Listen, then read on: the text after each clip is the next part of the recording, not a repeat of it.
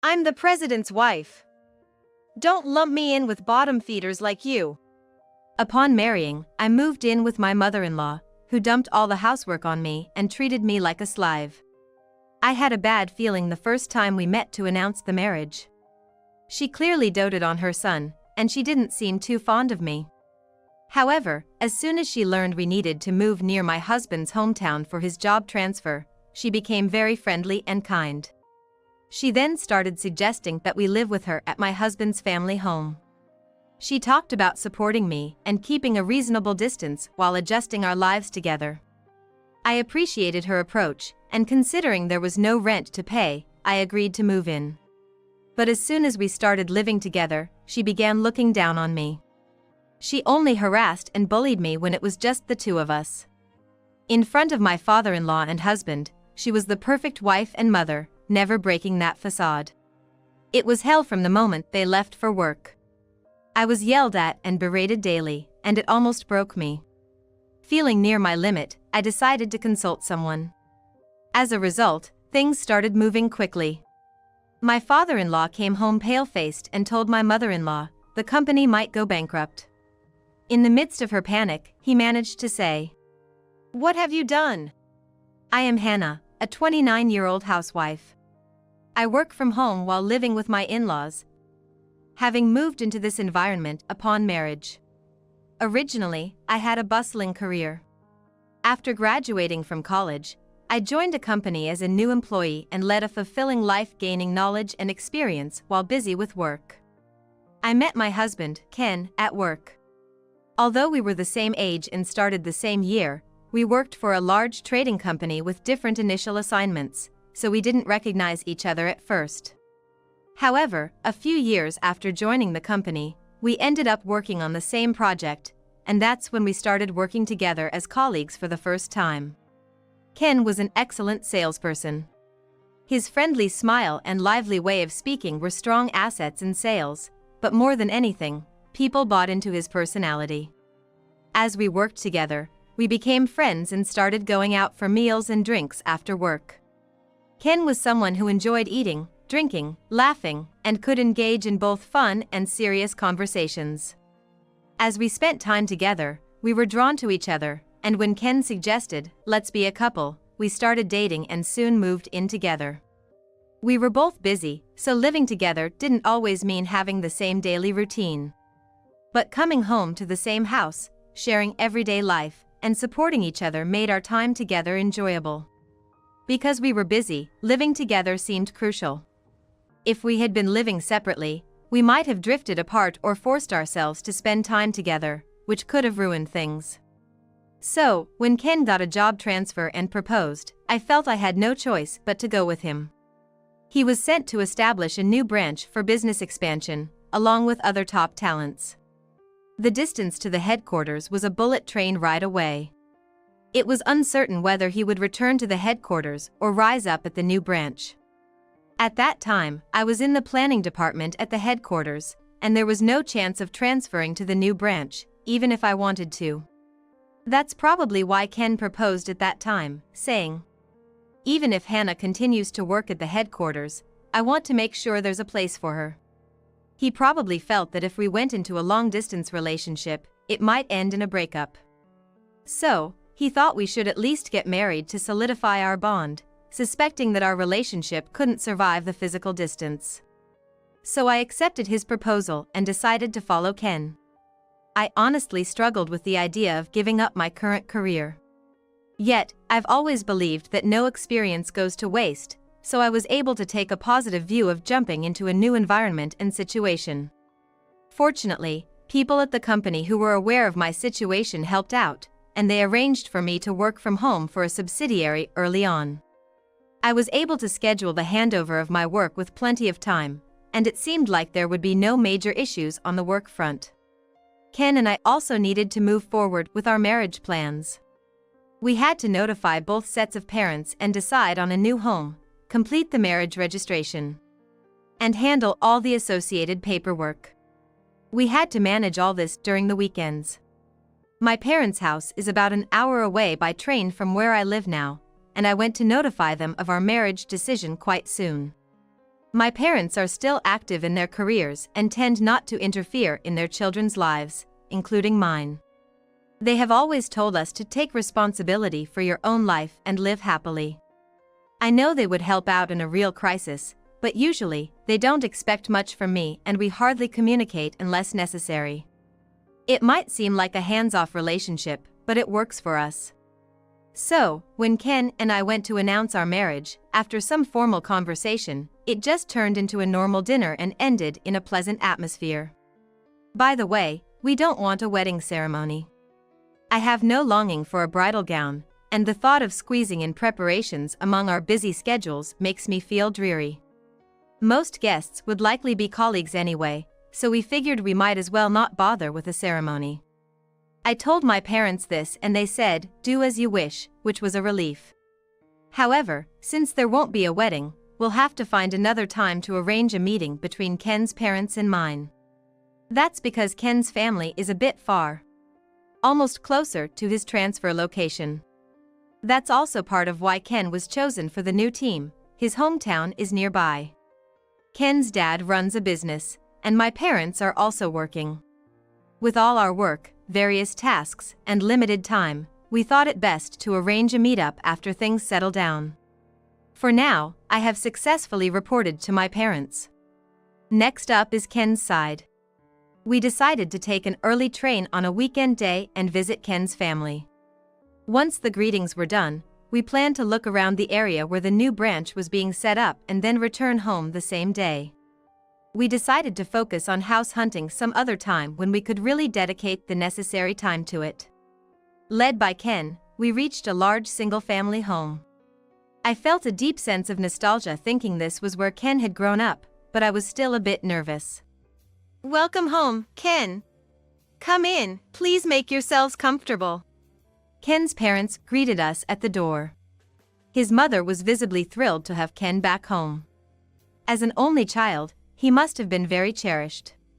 His father struck me as a businessman. He dresses casually, but his posture is straight and commanding. His gentle smile softens his demeanor, but he must be a formidable figure in his work. Once again, this is Hannah. Nice to meet you. Thank you for taking the time to meet us today. We entered the house and sat down at the dining table. Ken introduced me, discussing our upcoming marriage registration and the preparations we were currently making. The conversation primarily flowed from his father. His mother sat beside him, hardly moving or changing her expression. Which from her earlier behavior, suggested she might not be thrilled about her son bringing home a partner. I've heard some mothers feel like they're losing their son. Honestly, it left me a bit uneasy. Next year, I'm gonna be transferred here. I'll let you know when we set the moving date. Here? Does that mean you're gonna stay for good? Where will you be working? Ken's mention of his transfer caught his mother's attention. She bombarded him with questions. It must have been happy news for her. Since Ken moved out for college and stayed to work in the same area, his visits home had been limited to a few times a year. Thinking of being closer to her beloved son probably delighted her. Then you might as well live here, his mother suggested eagerly. Much to my surprise. I had known we were near Ken's hometown, but I had never considered living together. Sure, having your own place is important, but renting costs money, right? If you live here, at least you won't need to pay rent. My mother-in-law started to persuade us. And she had a point. Since I switched to working from home, our household income has simply decreased. The cost of living here is cheaper than where we currently reside, but if we want a decently sized place, it's going to cost us. I had been thinking that we needed to be mindful of our spending. Besides, isn't it tough starting a new life in an unfamiliar area? Hannah, you have work even though it's from home, right? I can help with that too. I was internally shocked when she suddenly called me Hannah. I thought she wouldn't even make eye contact just a moment ago. You might not be keen on living with your in-laws, but fortunately, there's extra room here, and the house is reasonably spacious, so I think we can keep an appropriate distance. Indeed, in such a large house, there would surely be extra rooms. Her mention of maintaining a reasonable distance made me feel a bit more at ease. It's far better than being told to feel like real family and not hold back on anything. Not holding back is impossible, and since we're not truly family, no matter what's said, there will always be some discomfort. It's easier if we establish and respect boundaries from the start. Ken's commute wouldn't be an issue, right? He can even use our car for it. Right? After my mother-in-law's comments, I looked at Ken. Ken thought for a moment before speaking. As for the commute, it wouldn't really differ much between driving or taking the train. It's about 40 minutes from home to the office, so the time spent would be about the same as now. It doesn't seem like it would be a bigger burden. What do you think? Living here might be nice? My mother-in-law said, looking at Ken. Well, it's fine by me. Then Ken glanced at me briefly. Since it's his childhood home, he wouldn't see any problems. He seemed to be considering my feelings, but phrasing it like that in this situation would make me the bad guy if I refused. Hannah might need some time to think about it, but let's adjust as we go. You're not moving in right away anyway, and we need to get things sorted. If you have any requests, just let Ken know, okay? My mother-in-law said with a smile. Indeed, you never know how you'll feel until you start living somewhere. We haven't decided to live here forever, and we might move back to the main office at some point. If it gets tough, we could probably find a reason to live separately. So, I'll take you up on that offer. That's great. I'm looking forward to it. And with that, it was decided that we would live at Ken's parents' home. If I could turn back time, I would strongly advise myself against it. Hey. I'm going out, so make sure everything is taken care of. Today, as usual, my mother-in-law was going out with her friends. I watched her leave hysterically as I do family's laundry. She had initially talked about maintaining a reasonable distance when we first met, but living together turned out to be completely different. She's really two-faced. To me, she behaves one way, but in front of my father-in-law and Ken, she's a good mother. When my father-in-law leaves for work, she goes to the door with his bag and greets the hired car driver with a smile. After sending off the car, she comes back inside and starts fussing over Ken, following him around the house.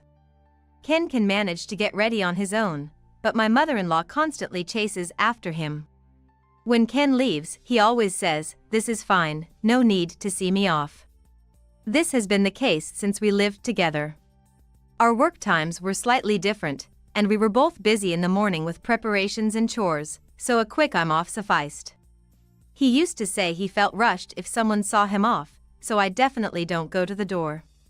Despite Ken repeatedly telling her you don't need to come, my mother-in-law follows him to the door every time, watching his car until it disappears.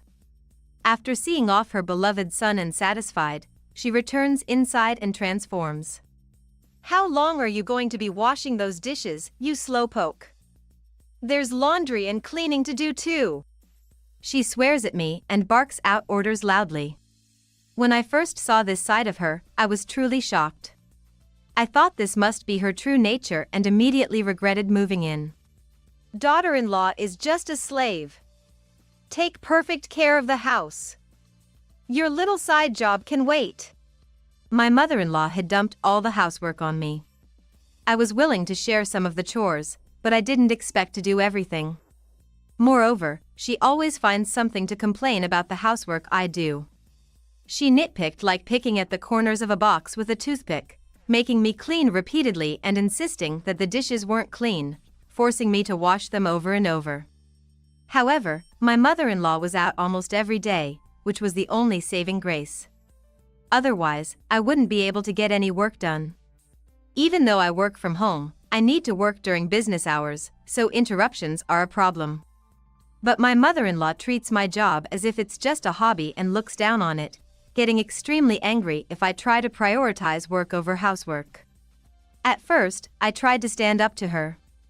It was too different from our initial agreement, and she herself had promised to support me. So, I boldly told her that, but she screamed, "I am the president's wife. Don't lump me in with lowlives like you." Don't get cheeky just because you're a daughter-in-law.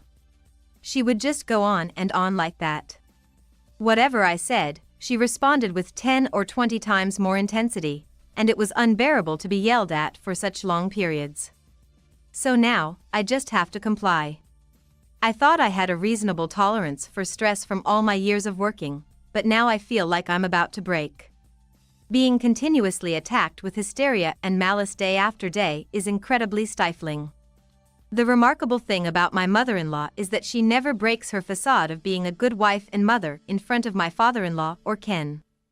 To them, she is still the pleasant mother-in-law from our first meeting. They could never imagine her screaming at me. I thought about talking to Ken multiple times. I think he would listen to me, and even if he can't believe the true nature of his mother, he wouldn't ignore my complaints. But honestly, it's difficult to accuse Ken's mother, and I know Ken wouldn't feel good hearing his mother criticized.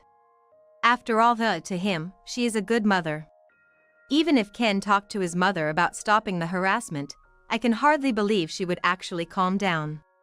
She might act subdued in front of Ken, but who knows what would happen when it's just the two of us. I fear it might escalate even further. Even if I decide to move out, I need time to prepare, and during that period, I have no choice but to stay here. If I decide to leave this house with Ken, I'll definitely be seen as the villain. Who knows what she might do? But I'm reaching my limit. If this continues, I might truly break down. After a lot of thought, I decided to rely on someone. One evening, my father-in-law came home and immediately held his head in his hands. "What's wrong, honey?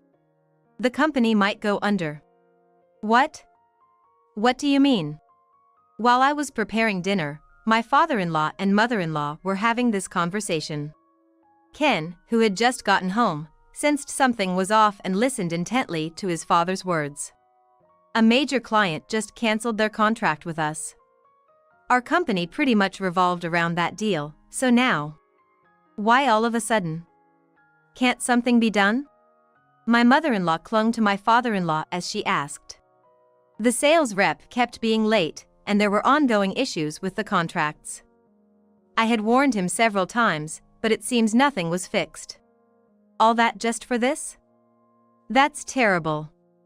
Which company is it? My father-in-law answered her question. Hearing the company name, Ken froze, looked at me, and said, "That's Hannah's grandfather's company, isn't it?" For a moment, it was as if time stood still in the house. Both my father-in-law and mother-in-law turned their gaze towards me. Then, in the next instant, my mother-in-law charged at me. "You! What have you done to our company? Getting ahead of yourself, you slave! Wait, Mom!" My mother-in-law grabbed my shoulder and continued to curse at me as usual. It was probably the first time Ken had seen her like this. He tried to stop her, visibly shaken. I was just being honest about what life is like here when my grandfather asked. I responded. That was the truth. "This damn daughter-in-law!" My mother-in-law raised her hand. I braced myself, thinking if she was going to hit me, let her. "Mom! Stop it!" Ken grabbed his mother's arm to stop her, while his father ran over with a loud voice to intervene. Then, his father, with eyes wide open and staring intently at his wife, muttered, "So, it was you." Apparently not understanding the meaning of those words, my mother-in-law just looked at him silently. "What have you done?" he said, his face twisting as if he was in pain. My mother-in-law, still not quite grasping the situation, looked confused and asked him back. "What? What do you mean?" The chairman told me that a person who cannot see his own wife's true nature cannot possibly train his employees properly. I remembered he had said that. Recalling the conversation with my grandfather from yesterday. "It's been a while, Grandpa. How are you doing, Hannah?" Yesterday, I had a video call with my maternal grandfather on a tablet. We hadn't been able to meet before I moved here, so we had a remote lunch during the break, eating while we talked. My grandfather, who built his company from scratch and still supports it as the chairman in his 70s. He has been busy, and our timings had not aligned for a while. Congratulations on your wedding. I wish I could have seen you in your bridal dress. Sorry, I'm not really interested in having a wedding.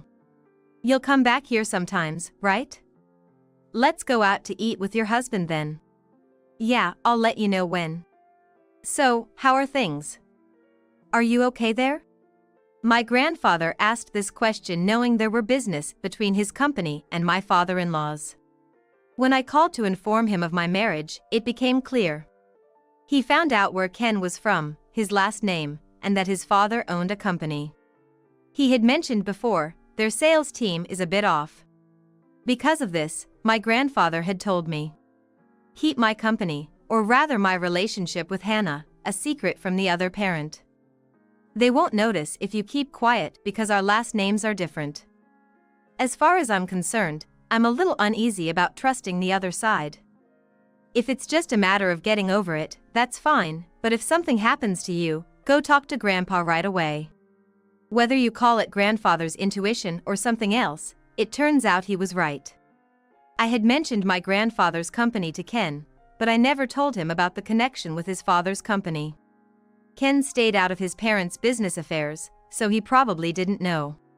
Fortunately for me. Grandpa, actually. And so, I told my grandfather everything about my life here. As expected, or rather, more than I imagined, my grandfather was quietly furious. It all makes sense now. A fool who can't see his wife's true nature couldn't possibly be attentive enough to train his employees properly, which means I can't trust the company as a whole. That was the first time I heard about the mismanagement by the sales staff at my father-in-law's company. A habitual latecomer, he would arrive late, laughing it off and apologizing, without any real understanding of his position. Yes, there were also deficiencies in the contract, and it seemed that we continued to refuse when they tried to proceed with the contract as is. Despite complaints and requests to change the sales representative, a manager from my father-in-law's company would call to apologize, claiming they were short-staffed and nothing would change. Having seen Ken as a salesman, and compared to other salespeople I've dealt with, it was unbelievable. Naturally, there was a talk within my grandfather's company about terminating the business with my father-in-law's company and finding someone else. Despite being in a position where they relied on my grandfather's company, the attitude from my father-in-law's company seemed too dismissive, causing significant backlash internally. And the way my mother-in-law treated me was the final straw for my grandfather. Don't worry about that company, I'll handle it. Why don't you divorce and come back home, Hannah? While not sounding calm, my grandfather casually dropped that suggestion. I don't have any complaints about Ken, so I'm not considering divorce. I see. If only Ken would come back to the headquarters. I miss having you close. He must be feeling lonely because of the physical distance that has developed between us. I couldn't help but smile at my grandfather's true feelings showing through. My maternal grandfather was a busy man, but he often made time for my school events and milestones. He would even leave work during the weekdays to be there. It's unusual for a man of his generation to do so. I was very much aware of how much he doted on me. Sorry for worrying you, Grandpa. It's embarrassing that at my age, all I can do is rely on others. I'm glad you told me. Ultimately, it will rid me of my worries, my grandfather laughed heartily. It was unclear whether his concern was about me, his company, or both. Grandpa, thank you. Don't worry about it. Just make sure to let me know when you're coming back here. Okay. I had this conversation with my grandfather yesterday. It seems my grandfather acted faster than I imagined. Hannah, could you please tell me what my wife, Natalie, did? My father-in-law asked me. He must have connected the dots after what my grandfather said. What are you talking about? You be quiet. Or would you prefer to explain it yourself?